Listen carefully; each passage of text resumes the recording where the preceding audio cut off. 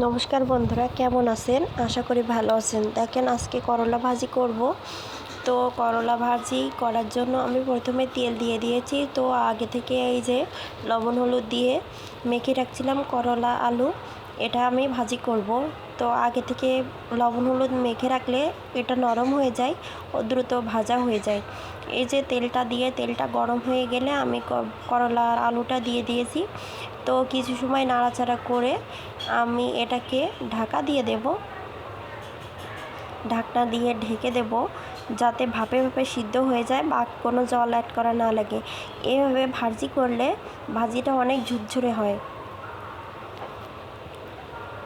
এই যে আমি বারবার নেড়ে চেড়ে দিচ্ছিলাম, তো দেখছিলাম ভাজিটা তাড়াতাড়ি সিদ্ধ হয়ে যাবে। এই যে ঢাকনা খুলে এই যে দেখেন একটুখানি ভাপিয়ে দিয়েছি, তো অনেকটা সিদ্ধ হয়ে গেছে। তো এইভাবে আমি আর কিছু সময় নাড়াচাড়া করে নেব। এইভাবে করলা ভাজি করলে করলার টেস্টটাও অনেক সুন্দর লাগে, খেতে খুবই ভালো লাগে।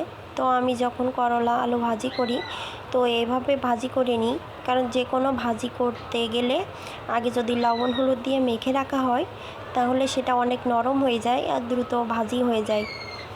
এই যে আমি আবার ঢাকনা দিয়ে দিলাম। তো ঢাকনাটা খুলে দেখেন অনেকটাই প্রায় ভাজি হয়ে গেছে। দেখতে কালারটা কত সুন্দর আসছে, কালারটা অনেক সুন্দর আসছে। তো এইভাবে আমি আর কিছু সময় ভাজি করে নেব।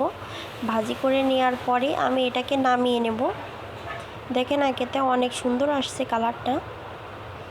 তো আপনারা বাসায় ট্রাই করে দেখবেন এই ভাজিটা, এইভাবে ভাজি করে দেখবেন, খেতে অনেক সুন্দর লাগে। তো ওই দেখেন আমার করলা ভাজিটা রেডি। রেসিপিটা দেখার জন্য ধন্যবাদ।